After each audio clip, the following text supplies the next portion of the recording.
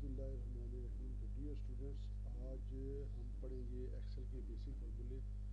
तो मैंने कोशिश की है कि आपको एक ही शीट बना के दे दी जाए, उसी के नाम बेसिक फार्मूले। तो बेसिकली ये मैंने आपकी एक मार्कशीट बनाई है जिसमें आपका ये जनाब चीज़ें, आपका रोल नंबर है, उसके बाद आप जिसका रोल नंबर होता है, नेम, ये आपके सब्जेक्ट के नाम लिखे हुए हैं, उसके बाद टोटल मार्क्स। जैसे ये 7 सब्जेक्ट है तो 700 मार्क्स आपके, ठीक है ना। उसके बाद आपने लिखे हैं मार्क्स ऑब्टेन्ड है, उसके बाद एवरेज निकालेंगे, परसेंटेज निकालेंगे, ग्रेड और स्टेटस निकालेंगे, पास या फेल। उसके बाद आपके पास रैंक आता है। तो आप वन बाई वन देखते हैं।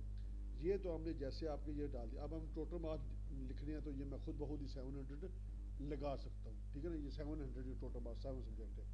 अब बात है जी मार्क्स ऑब्टेन्ड भी। अब देखें ये मैंने लिखा हुआ है, ठीक है। अगर मैं इसको आपको बड़ा करके दिखाऊँ, ठीक है ना, अगर आपको थोड़ा सा नज़र आ जाए तो ये आपको सम के बाद मैंने सी, ये देखें C3 से लेके CL3 तक है, ये आपकी एल है। तो मैं लेके सम कर दो कोलन के लिहाज से, ठीक है ना। तो उसके बाद में ब्रैकेट क्लोज करनी है तो ये आपके पास सम का फार्मूला आपके पास आ जाएगा, ठीक है। ये सम का आपके पास फार्मूला आ गया। अगर इसको मैं निकाल दूँ यहाँ पे, अगर मैं आपको बता देते हैं थोड़ा थोड़ा करके, ठीक है ना। यहाँ पे भी हम निकाल देते हैं और यहाँ पे भी हम निकाल देते हैं, यहाँ से भी आपको निकाल देते हैं एक एक करके। जी बेटा जी, ये आपको देखें जब आप क्लिक करेंगे तो यहाँ पे आपको ये फार्मूला नजर आएगा, ये वाला, ठीक है। अब ये हमने लिख दिए टोटल मार्क्स, ठीक है ना।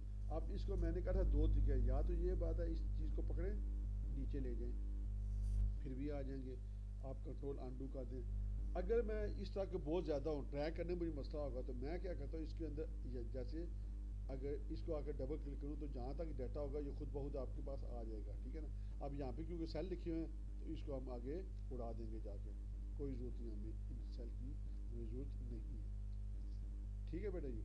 अब ये जो चीज़ें हैं, ठीक है ना, अगर हम इसको मैं अगर काट दूँ तो यहाँ पे ये इधर जाके यहाँ पे ये लगे हुए ना, तो यहाँ पे आप इसको कर दें नो बॉर्डर, ठीक है ना। ये चीज़ आपके पास आ जाएगी, ठीक है ना।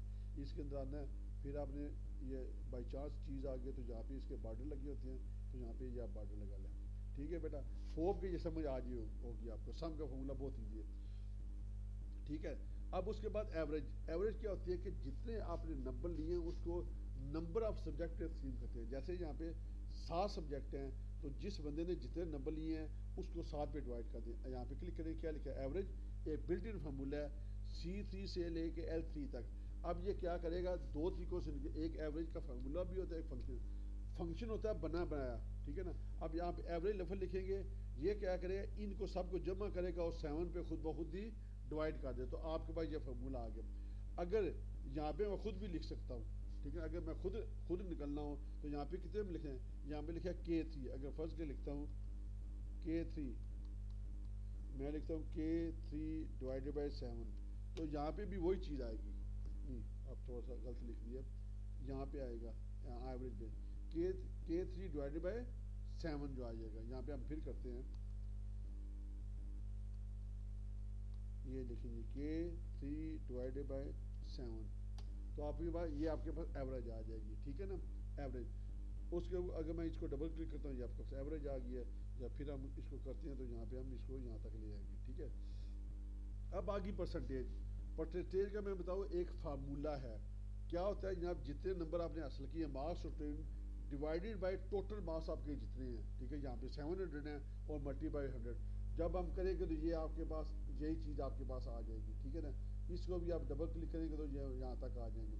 अब ये सबसे जो लंबा फार्मूला, इसको बड़ी टिपिकल तरीके से देखिएगा, मैंने एक ही फार्मूले के लिए 2-3 चीज़ें बंद की हैं, ठीक है ना।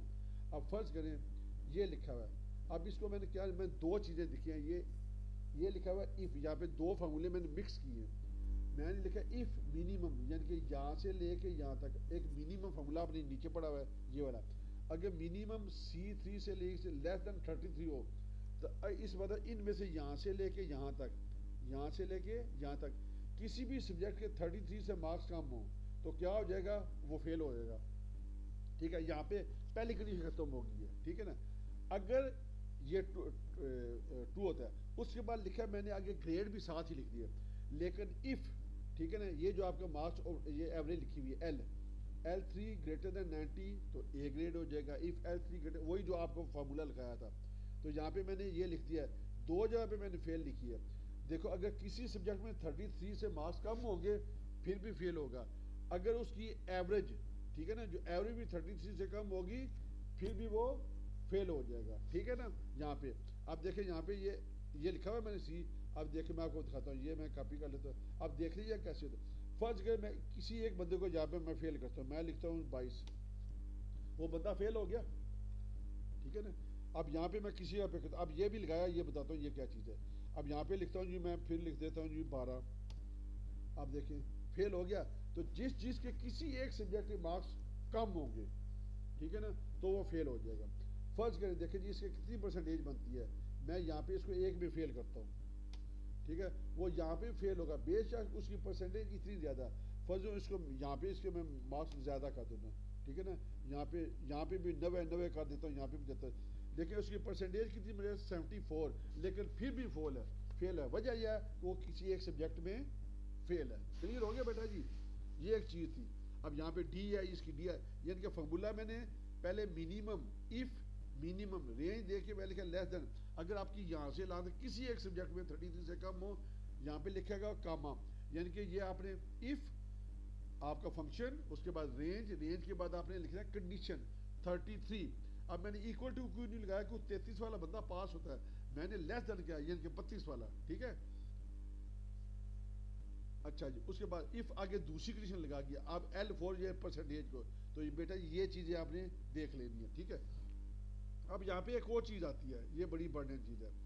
अब ये चीज़ आती है कि बंदे के पास ग्रेड भी तो है, ठीक है ना, वो ग्रेड तो आता है, लेकिन आगे स्टेटस लिखा तो आपके पास पास कंपार्टमेंट है, ये है क्या है। अब इसको देख लीजिएगा, ये लिखा हुआ है मैंने कंपार्टमेंट। अब इसको बड़े ये सारे नोट कर लीजिएगा। अब कंपार्टमेंट लिखा इफ, मैंने बताया था आगे काउंट इफ का फार्मूला होता है कि किसी चीज़ को काउंट करना है, ठीक है ना। काउंट इफ का फार्मूला ये लिखा हुआ है मैंने, अब ये भी बताऊंगा आपको। काउंट इफ में लिखा हुआ है C3 के से L greater than equal to 33, यानी कि अगर वो वैल्यू जो 33 से ज़्यादा है वो हो 7, फिर तो बंदा है पास। यानी इनमें से सारी वैल्यू 33 से ज़्यादा हो तो क्या होगा, पास हो जाएगा। लेकिन इफ यही जो रेंज है लेस देन 33 हो 3, यानी कि 3 ये जो है इनमें से कोई भी 33 हो, 3 से ज़्यादा सब्जेक्ट हो, तो वो बंदा लिखा आ जाएगा फेल। ब्रैकेट के बाद ये लिखा है ग्रेटर देन 33 क्या हो जाएगा, फेल। अदरवाइज कंपार्टमेंट, यानी कि अगर 3 या 3 से ज़्यादा सब्जेक्ट में अगर वो फेल है तो वो फेल होगा, वरना 1 या 2 में फेल है तो कंपार्टमेंट आ जाएगी, ठीक है बेटा जी। अब यहाँ पे ये लिखा हुआ है, ये अब एक में लिखा है ना, ये देखें ये बंदे की कंपार्ट आई है। अभी यहाँ पे अगर इसमें डबल क्लिक करता हूँ, अब देखिएगा, अब ये लिखा हुआ है। अब यहाँ पे कंपार्टमेंट लिखी हुई है ना, फर्ज करें अब इसको मैं 2 और में फेल करता हूँ, यहाँ पे अभी तक कंपार्टमेंट है। अब देखिए जैसे मैं इसको फेल करूँगा अब वहाँ पे लिखा आ जाएगा फेल, आ गया। यानी कि 3 या 3 से ज़्यादा सब्जेक्ट में फेल होगा तो फेल आ जाए, ये आपके पास स्टेटस में लिखा होता है, ठीक है ना। होप ये आपको समझ आ गई होगी। ये फॉर्मूले आपने नोट करनी है, ठीक है ना, कैसे करते हैं ये। यानी कि इफ़ काउंट इफ, यानी कि 2 फार्मूले आप मिक्स भी कर सकते हैं। जैसे इफ़ के साथ मिनिमम लिखा था, अब मैंने इफ़ के साथ काउंट इफ लिख दिया, ठीक है। अब यहाँ पे लिखा है एक फार्मूला होता है इसी तरह रैंक का मतलब होता है पोजीशन भी आ जाती है, ठीक है ना। अब रैंक के लिए ये थोड़ा सा टिपिकल है, रैंक के लिए देख लीजिएगा। रैंक लिखी है आपने M3 क्या चीज़ आपकी परसेंटेज है, आपने M3 लिखना है। उसके बाद कामा, ये जो डॉलर साइन है, देखिए डॉलर साइन होता है, ये चीज़ आपकी कराती है क्या कहते हैं, ठहरे जी आपको बताते हैं, ये है एब्सोल्यूट सेल, ठीक है ना। एक सिंपल सेल होता है जिसको हम कॉपी करें तो कॉपी हो जाता है, ठीक है ना, इसको कहते हैं एब्सोल्यूट सेल। M3 लिखा, डॉलर साइन जब भी लगाएंगे किसी भी चीज़ के साथ डॉलर साइन लगाएंगे तो वो 2 जगह लगेगा, dollar sign M, dollar sign 3, यानी कि आपकी रो और कॉलम दोनों के साथ लगेगा। मैंने कहा M3, इसको हमने पढ़ना है, क्या करना है, डॉलर साइन M3 और डॉलर साइन 3, उसके बाद लेके M13 आपका कौन सा है, नहीं डॉलर साइन 13, ये जो लिखा हुआ आपका 3 से लेके 13 तक किधर गया, ये आपकी 13 लिखी है यहाँ पे, ये लिखा ये 13 है, ये यहाँ से लेके यहाँ तक आपने पोजीशन लेनी है ना 13 तक। अब यहाँ पे अगर देखें ये लिखा है M3 से लेके 13 तक, आगे लिखा हुआ है 0 का मतलब आपकी कंडीशन 2 होगी, ठीक है। आप 0 नहीं लगाएंगे 1 लगाएंगे चेंज हो सकता है, ये आपके लिए असाइनमेंट आपने कैसे करना। अब यहाँ पे मैं कहता हूँ जी इंटर, अब देखिए इसकी बंदे की चौथी पोजीशन है, ठीक है, रैंक इसका चौथा आ जाएगा। उसके बावजूद अगर मैं इसको कॉपी करता हूँ, अब देखिए अब 1 नंबर पे कौन सा आ रहा है, जो जिसके बंदे 80% है, 80% के दूसरे नंबर पे कौन सा आ रहा है, दूसरे पे आ रहा है जो 76 है, उसके बाद कौन सा आ रहा है 75 है। तो ये क्लास में पोजीशन बताई जाती है, ठीक है ना। फिर देख लें रैंक M3 जिसके अंदर से आपने वो वैल्यू पढ़नी है, उसके बाद ब्रैकेट शुरू उसके बाद कमा लेगा $, ठीक है, ये लिखा है रैंक नंबर रेफरेंस, ये आपका रेफरेंस है। हमने कहा $M3 और $M13, इस रेंज के दौरान आपने लिखना है, ठीक है। तो ये बेटा ये आपके साथ इस तरह की ये निकल आ जाएगी। अच्छा जी, आप इसको समझ लें, जो फार्मूले हैं जो आपके स्लेब है, काउंट इफ, मैं क्या लिखा है काउंट रेंज, अब ये जो लिखा है 30, अब यहाँ पे मैंने क्या लिखा हुआ है काउंट इफ में, काउंट इफ C3 से लेकर C13 जो 88 से ज़्यादा है, तो इस पूरे वैल्यू में यहाँ से लेकर यहाँ तक 88 वैल्यू कितनी है आपके पास 9 है। अब फर्स्ट कर एक को मैं कम करता हूँ, मैं लिखता हूँ यहाँ 88 की, या यहाँ पे कुछ नंबर मैं कम करता हूँ, बस 77 कर देता हूँ, ठीक है। अब यहाँ पे वो चीज़ कम होनी चाहिए, देखते हैं जी क्या मसला हुआ, यहाँ पे क्यों नहीं कम हो रही। मैंने लिखा जी काउंट इफ ग्रेटर देन है ना, आप ग्रेटर देन 99 है, आप ग्रेटर देन, अब मैं इसका बढ़ाना पड़ेगा, यहाँ पे था इसको 80 रहने देता हूँ, अब यहाँ पे मैं कर देता हूँ इसको और बढ़ा देता हूँ, ठीक है ना, इसको मैं करता हूँ जी 99। अब देखें यहाँ पे 10 हो गया आपके पास, ये 88 से मैं ज़्यादा करूँ, और फर्ज करें अभी ये देखें 1 2 3 4 5 है, मैं इसी में जाता हूँ, मैं लिखता हूँ ग्रेटर देन लेस देन 33, यहाँ पे लिखता हूँ लेस देन 33। अब देखिएगा वहाँ पे भी निकला है, यहाँ भी आपको दिखा देगा, ये 5 वैल्यू आपके पास आ गई जो आप फेल थे, ठीक है ना। अब ये काउंट इफ होता है फार्मूला।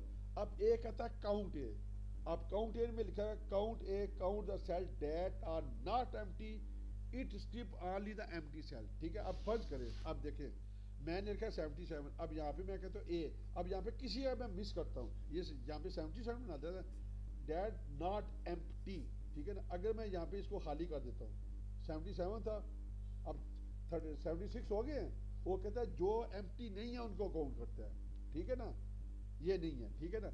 अब फिर एक और करता हूँ, एक और काम हो जाएगा, मैं इन दोनों की वैल्यू फिर लिख देता हूँ यहाँ पे, फिर लिख देता हूँ यहाँ पे, अब दोनों में फर्क है। अब लिखता है काउंट ए, काउंट ये काउंट ये क्या कहता है, सिर्फ आपके खाली सेल को करता है, ये जो काउंट है it skip non numeric and empty. अब देखिए अब यहाँ पे मैं लिखता हूँ एक किधर गया, अब यहाँ पे ये जो चीज़ लिखी हुई ना, अब फर्ज करें वो कितना, मैं यहाँ पे कहता हूँ एक खाली छोड़ दिया, चलो हो गए। अब यहाँ पे एक और मैं पंगा करता हूँ, यहाँ पे मैं लिख देता हूँ ये देखिए, ठीक है ना 75 हो गए, यानी कि जो काउंट है वो दोनों चीज़ें स्किप करता है, यानी जिसके अंदर जो आपकी नॉन न्यूमेरिक है और जो एम्प्टी है, जबकि काउंट ए सिर्फ करता है वो वैल्यू काउंट करता है जो एम्प्टी नहीं है, ठीक है, जो एम्प्टी नहीं है वो सिर्फ अगर इसमें लिखा हुआ, अगर लिखा हुआ टेक्स्ट वो फिर भी काउंट कर लेगा, ठीक है ना। लेकिन काउंट क्या करता है, जो वैल्यू आपकी नॉन न्यूमेरिक है, ठीक है ना, और एम्प्टी सेल दोनों को काउंट करता है। क्लियर हो गया। ये ट्रिम का मतलब आपको समझाया था कि it remove the extra space. आप फर्ज करें यहाँ पे लिखता हूँ मोहम्मद, ये लिखें, मैं यहाँ पे लिख देता हूँ मोहम्मद मोबीन, मैं लिख दिया। अगर आप इसको बड़ा करेंगे, ये लिखा है मोहम्मद मीन, ठीक है ना, अब यहाँ पे लिखा हुआ है मैंने ट्रिम, ठीक है ना। अब ट्रिम के अंदर आप उसकी मैं वैल्यू लिखता हूँ, मैं लिखता हूँ इक्वल टू मुबीन वाला कौन सा B12, मैं लिख रहा हूँ इक्वल टू ट्रिम B12, ये देखें जी, मैं इसको बंद कर देता हूँ। अब देखिएगा क्या करेगा, अब उसे अब इसको अगर बड़ा करके देखेंगे ना तो वो जनाब आपको ये तरह दिखा देगा, ठीक है ना। ये सब आपको दिखाने के लिए कंट्रोल Z करते हैं हम, वापस चले जाते हैं। आई होप ये भी आपको समझ आ गई होगी, ठीक है ना। अगर यहाँ पे मोबाइल लिखा है, यहाँ पे आगे मैं इस पर किधर ये भी दे देते हैं, ठीक है ना, वो हम ये भी करते हैं, एक तजर्बा करते हैं जनाब, ठीक है ना। अब इसको हम बड़ा करके देखते हैं दोबारा, ठीक है। वो दरमियान में नहीं करेगा, जो आपके शुरू में है और या आखिर में वो आपके पास करेगा। अब इसको भी हम कंट्रोल Z कर देते हैं, ठीक है बेटा जी। आई होप कि ये चीज़ आपको समझ आ गई होगी। उसके बाद मिनिमम आपको बताया ये, उसके बाद मैक्सिमम। तो बेटा ये आप ये जो है इनको फार्मूले को किसी और शीट में अप्लाई कीजिएगा, उसके बाद आपको मैं असाइनमेंट दूंगा। Thank you very much.